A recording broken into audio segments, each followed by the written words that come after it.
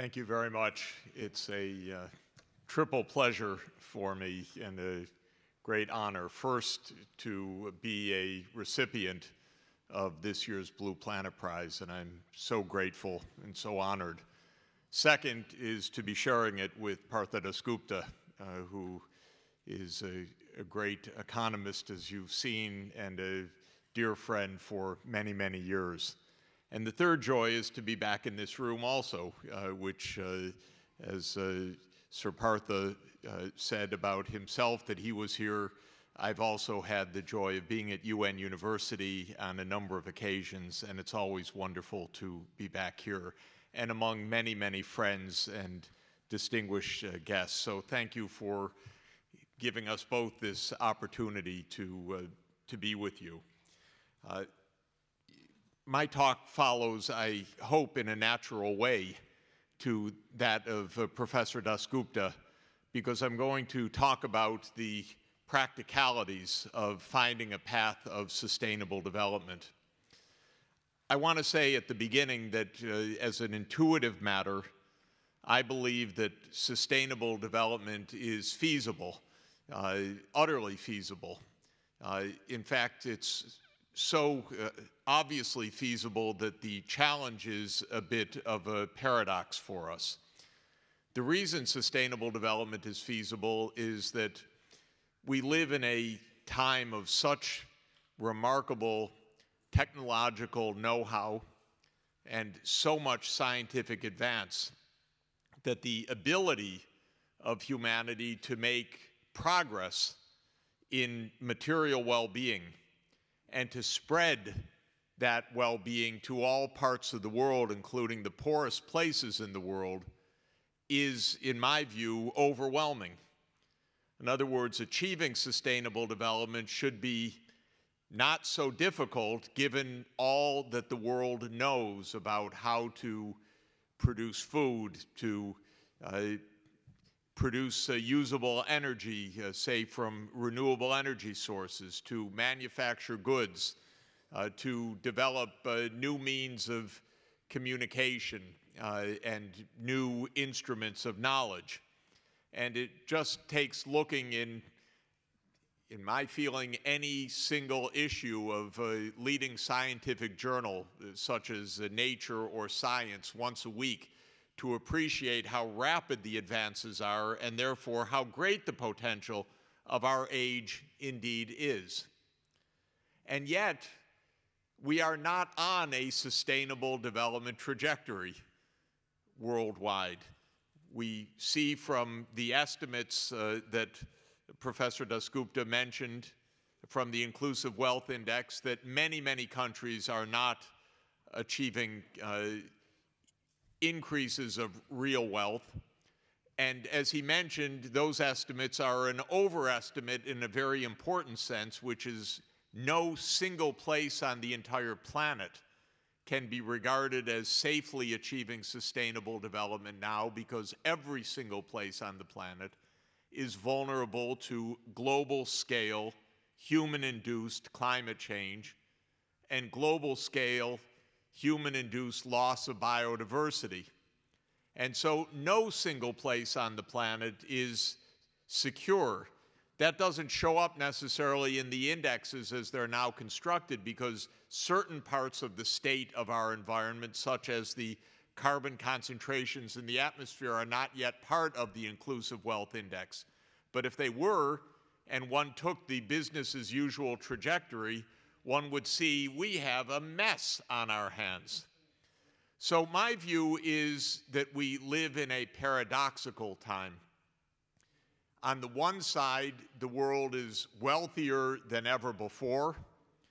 The productive capacity is greater than ever before. The rate of scientific advance is at least as comparably rapid as ever before, and arguably faster than before because of the scale of global science and the extent of global communications of scientific results, and the fact that science is now fortunately undertaken in more and more places in the world at a cutting-edge level. And yet we are in truly dire peril. It doesn't feel that way when we sit here in this beautiful surrounding. We don't feel dire threats. But the fact of the matter is that many people in the world are already living in new dire circumstances because their environmental conditions are already deteriorating under human-induced environmental forcings such as increased droughts, more devastating tropical cyclones, more massive floods of an unprecedented variety, degraded lands that are no longer productive. And there was a quick phrase in Professor Dasgupta's slide, which I also want to stress, which said distribution adjusted, meaning that we have to take into account how the wealth is actually allocated across people within society. And we also know that in many places in the world, even as places are rising in income and perhaps even rising in inclusive wealth, the inequalities are also increasing markedly. At a minimum, that's degrading the social environment because social trust and the ability to cooperate in societies weakens as inequalities rise. But it also can very well mean that some parts of society are absolutely falling behind in an absolute standard, even as others are rising on net. So at least in three senses, we don't have sustainable development at a global level. Some parts of the world, I'll emphasize, are just stuck in extreme deprivation or falling further into deprivation. Second, some parts of society are not able to benefit in ways that other parts, even within a country or even a locality. Many cities of the world have extreme slum conditions right next to tremendous wealth. The city that I live in, New York City, has the richest precinct of census district in our country, next door to the poorest, the Upper East Side of Manhattan, next to East Harlem. It's extraordinary. And there's a line that you walk, and all of a sudden you've gone from the greatest wealth that you can't really imagine, unless you're invited into one of these palaces, and then a few blocks further, you're in the midst of poverty. And so the social inclusiveness is also, in many ways, coming apart in some parts of the world, including in the United States. And the environmental threat looms large for all of us. I'm interested in the practical question of how we escape from this paradox in the safe direction, which is, what are we going to do about this to get on a trajectory of sustainable development? It's an interesting question. As I said in my short remark in the film, it's the one that has interested me for all my adult life. Why do we mess up the way we do? Why can't we find what would seem to be so powerfully the right path? Why are we risking everything in these decades of extreme environmental catastrophe, even when deviating slightly from our current path could put us on a trajectory of safety? What's wrong with our machinery upstairs that makes it so hard to actually enjoy this tremendous moment of human history of great technological knowledge in a way to serve the human purpose? Perhaps it really is true that, as we have learned so many times in history, all our know-how doesn't give us the answer fundamentally, because technical know-how always can point to the good or to the bad.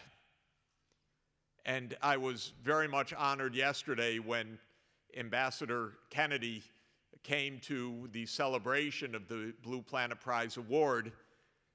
Her father, President John F. Kennedy, was a great hero of mine, and he said many, many wise things. And one of the wise things that he said on the day that he became president, on January 20th, 1961, was, "For humanity holds in its mortal hands the ability to end all forms of human poverty and all forms of human life." So that is that paradox. Our technology is so good, we could end extreme poverty, but it's so good in the powerful sense that we could wreck everything. And when President Kennedy made that remark in 1961, he was referring to nuclear war. But today we could also refer to human-induced climate change that's so extreme that it makes parts of the world uninhabitable. So I'm interested in the practicalities. What does it take in politics, society, ethical reasoning, economic instruments, technological change to help set a trajectory that we are capable of achieving? And for the last 15 years, I've had the honor to work with two Secretaries General of the United Nations, Kofi Annan and Ban Ki-moon, on a specific challenge, a big one, but a specific one, and that has been the Millennium Development Goal challenge of reducing extreme poverty. Today, I want to talk about the new challenge that the world has just taken on, literally just taken on September 25th, just a couple of weeks ago, at the UN, when all 193 member states of the United Nations adopted new Sustainable Development Goals, or SDGs, that Professor Dasgupta already referred to. I believe that these goals are enormously important for us, potentially. They are one of the few handles that we have to induce a course correction at a global scale in a real time in the coming years. We don't have many tools of global cooperation. We're not good at global cooperation. We don't even like each other. In truth, I don't mean me and you. I mean the way the world treats each other is nasty. And so getting global cooperation is extremely difficult.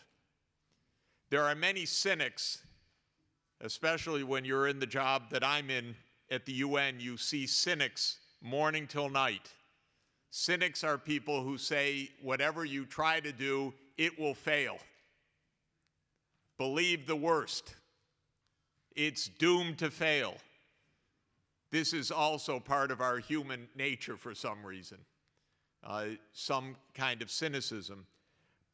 And they are cynical about these Sustainable Development Goals. They say, oh, just another list of good wishes from the United Nations. What difference does it make? So the governments have announced 17 goals. Why should we care? And my message to you today is we had better care, because it's the only tool that I can see in which we could really cooperate to make the steps that we need to make. So this is a lecture dedicated to the cynics so that they change, or that we resist them. Because if we only believe it can't matter, then for reasons that I'll try to emphasize, we continue on a path that is unwittingly self-destructive, even though the natural capital and the physical capital and the human capital and the intellectual capital and the social capital potentially can give us that bright trajectory. Unless we learn to cooperate, we won't make it. So I say that we have entered the age of sustainable development because we have to be there. We have to accept this concept as a set of guiding principles because we do need a change of direction. And while economists traditionally, going back to Adam Smith, talked about the economy as a self-organizing system where market forces evolve in their own way, my view strongly is that the economy cannot be considered as a self-organizing mechanism. It is something that needs to be steered by human consciousness and precisely by global cooperation now, because we've reached a global scale of human economic activity that is so enormous that its destructive potential is also unprecedentedly vast. So when the United Nations speaks about sustainable development, it may be implicitly talking about the kind of inclusive wealth index that Professor Dasgupta talked about, and that is a tool to measure sustainable development. But in the sense in which the UN has adopted sustainable development, a specific meaning has been attached to the term. And that is that sustainable development means economic improvement that is socially inclusive, that is distributionally just, and environmentally sustainable, that is not based on the depletion of natural capital. And so the way that the UN member states define sustainable development is sometimes called the triple bottom line, that development must satisfy economic, social, and environmental criteria. And businesses now use the same triple bottom line, that they have to make a profit, but their businesses have to be socially acceptable. They can't make a profit through slavery or forced labor or degraded labor, and they shouldn't make a profit by wrecking the environment and taking private value while leaving public waste of degraded natural capital. So this is the sense in which the UN has adopted sustainable development. Specifically, the UN has adopted 17 sustainable development goals. These follow the 8 Millennium Development Goals. In the year 2000, then Secretary General Kofi Annan put on the table of the world leaders, he literally put a document on the table, the Millennium Declaration. And at a special session at the beginning of the new millennium, he said to the world leaders, let us adopt this. So all 163 hands went up and they adopted the Millennium Declaration. Then a few months later, he said, by the way, if you read the fine print, you adopted 8 goals in that document. And the world leaders said, we did? And he said, yes, you did. And these will now be called the Millennium Development Goals. And they were voted the following year by the UN General Assembly as an excerpt of the Millennium Declaration. I was very lucky that he then called me and asked me to come to New York to be his advisor and the UN's advisor on those Millennium Development Goals. They called for concerted global action to fight extreme poverty. That resonated with me because I believe that the most urgent task of economics is to alleviate the suffering and indignities that face the extreme poor. We could say in very technical jargon that there is a diminishing marginal utility of income, meaning that for very poor people, the value of income is very, very high, life and death, literally. Whereas for a billionaire, the value of the extra dollar is zero, or in many cases, of billionaires that I know, surely negative.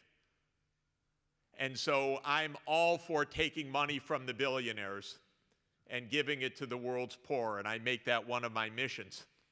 Of course, not taking it, in the crude way, but trying to induce it either through taxation or philanthropy or through other ways that can help to alleviate the extreme suffering.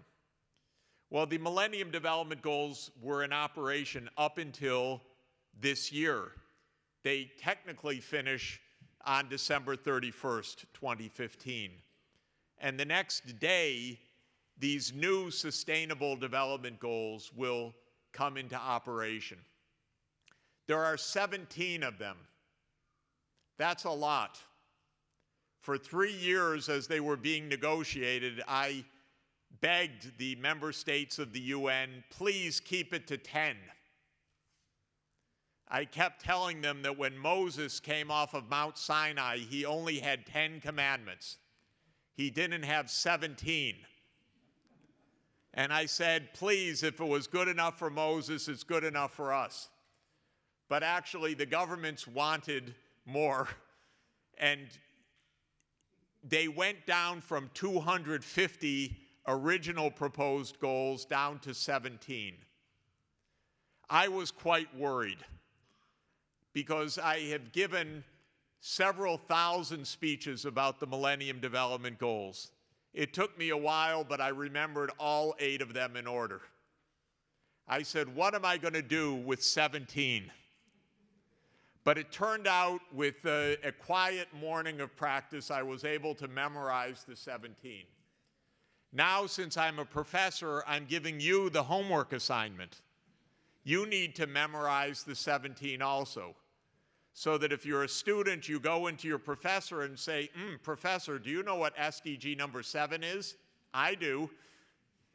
And you can tell your parents, your children, your sisters, your brothers, because we all need to know them quite seriously. These are the global goals, and we should know them. The second thing that relieved me about the 17 is I could not think of almost anything that was numbered 17. In truth, the only thing that I knew of was the 17-year cycle of locusts, which wasn't a very good example. So I was worried about presentation, but then I found out that 17 is actually 3 times 6, because the artists came up with 3 rows of 6, and they put in the lower right-hand box the title, Sustainable Development Goals. So they showed a nice way to illustrate the goals. I didn't know that they could do that, but actually the artists are very good at this. So these are the accepted official cartoon drawings of the Sustainable Development Goals. They're very helpful, because the Sustainable Development Goals are not a recipe for the experts. That's not the purpose of the Sustainable Development Goals. The purpose of the Sustainable Development Goals is for the world society, for people everywhere to say, I understand what sustainable development means, even if they can't take an integral from 0 to infinity. They can say, I understand that it means ending poverty, or fighting climate change, or reducing inequalities. I understand that it means combining economic, social, and environmental objectives. And whatever profession you are in,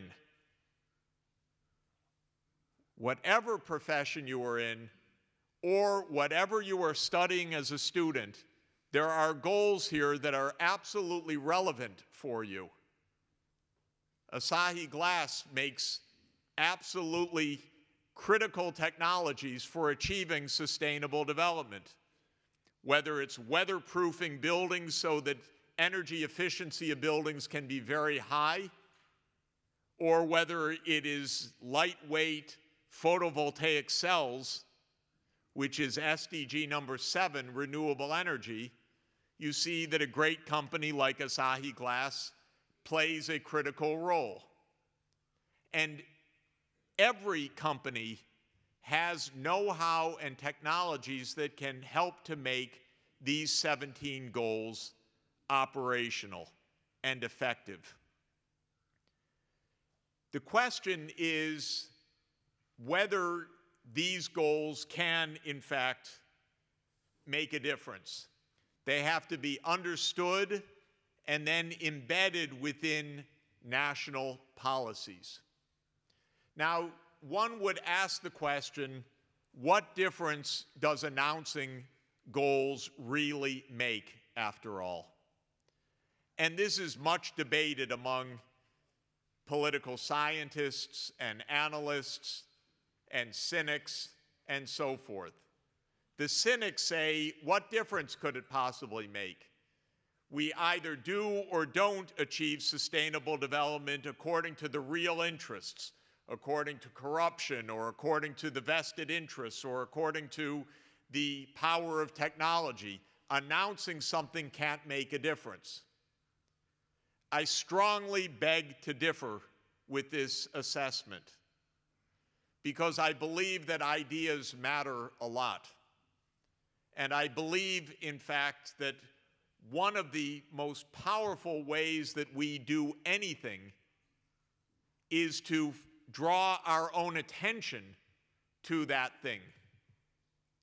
In other words, we can't achieve sustainable development unless we even know what it is. It will not happen automatically. It has to be thought through. And it has to be understood. And we need expert help to define how a goal like ending poverty, or fighting disease, or promoting education, or combating climate change can actually be carried out.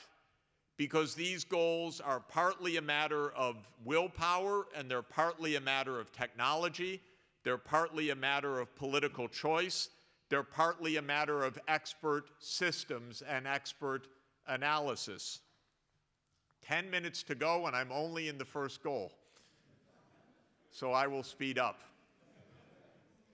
But the point is, what I believe is what the neuroscientists call the attention theory of consciousness. They ask, what does it even mean to be conscious of something?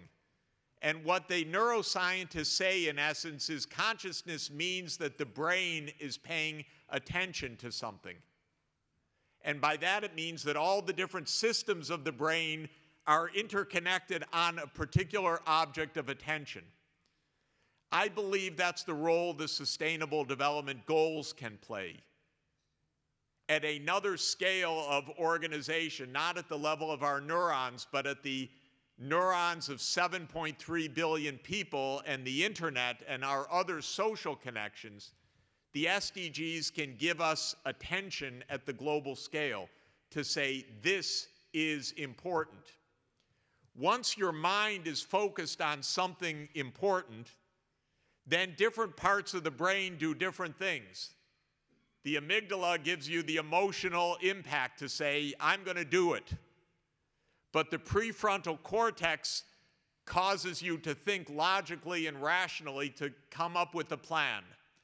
And I believe at the global scale, my attention theory of global consciousness also tells me that we will have different parts of our global social brain operating in different ways. Last week we had a concert on Central Park where 70,000 young people came, and rock stars like Beyonce came out and said Sustainable Development Goals. That's like our social amygdala, believe me. That gets people very excited.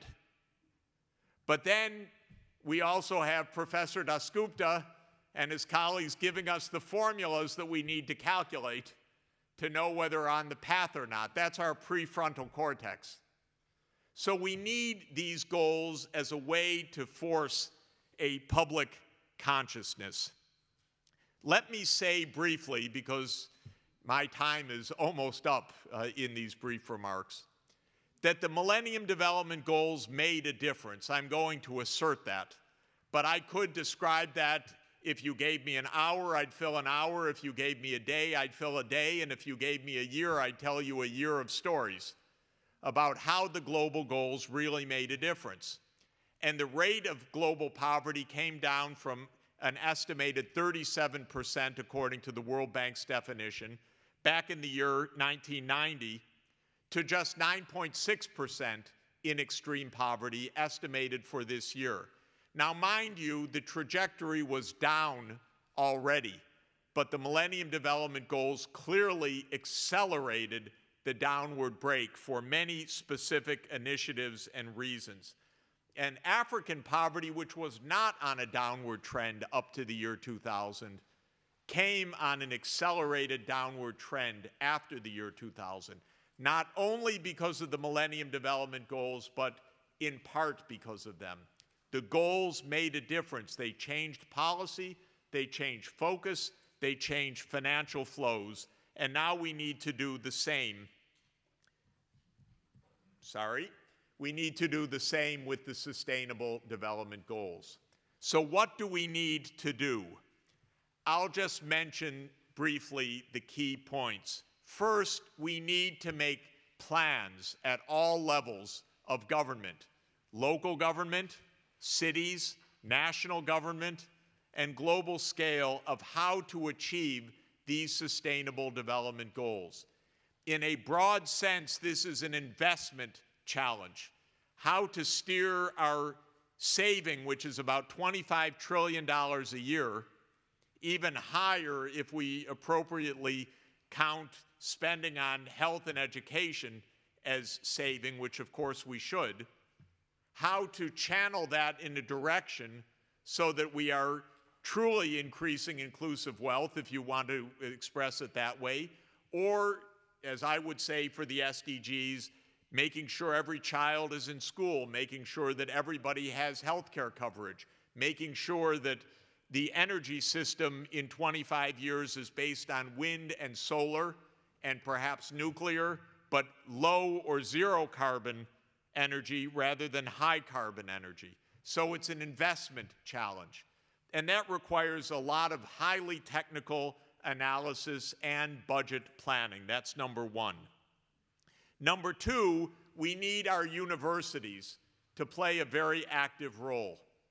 This is somewhat traditional, say, in Japan or the United States or Europe, that universities would play an active role in global problem solving.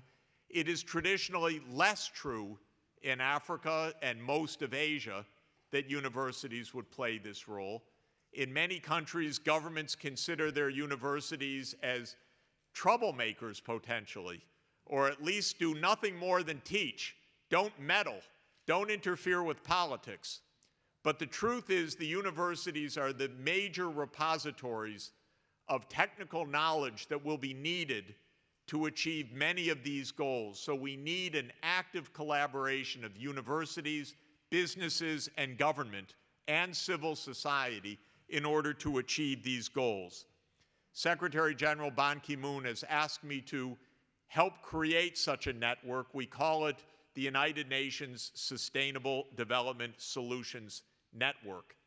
And we have now chapters all over the world, including the one that we launched on July 28 of this year in Japan. So there is an active, sustainable development solutions network in Japan, which we count on to work together with local and the national government and the business community to help Japan achieve the Sustainable Development Goals, including, for example, Japan's transition from a fossil fuel-based economy to a low or even zero carbon economy later in this century. Third, I believe that one of our most powerful tools is the deployment of information technology. This is the greatest revolution that our generation enjoys. It permeates all sciences and all sectors of the economy. In Africa, 10 years ago, there were no phones anywhere that we worked. Now there are phones everywhere, including in the hands of this community health worker, for example, who uses her smartphone in order to be able to help deliver care at the local level to households. And this is one of the reasons why deaths are down so sharply throughout Africa. Or now connectivity in the classroom, which allows for improved curriculum and local language studies in ways that were not possible before. Or microgrids for photovoltaic systems. Our engineers have designed a small-scale micro solar grid where the whole technology resides in the internet cloud. So at any given moment in New York City, we can look at who's using their phone in the village in Mali. I'm sorry, who's using electricity, I should have said, in the village in Mali. You can look in real time. These 10 households are using electricity now, these are not. Because this is what information technology now makes possible. And this is our most important platform, I believe, for an enormous acceleration of progress in many, many social services, in infrastructure delivery, in finance, in sophisticated agriculture, in new business development. And the fourth point that I want to emphasize and close with is we will need an informed citizenry in order to accomplish these goals.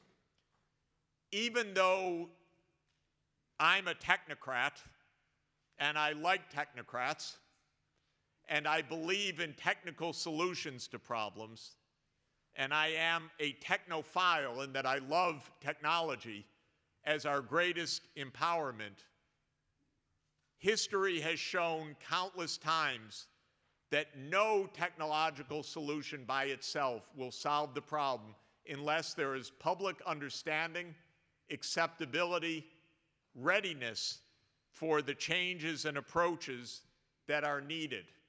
A vaccine is meaningless if the public doesn't accept it. New medicines can't work unless they're delivered.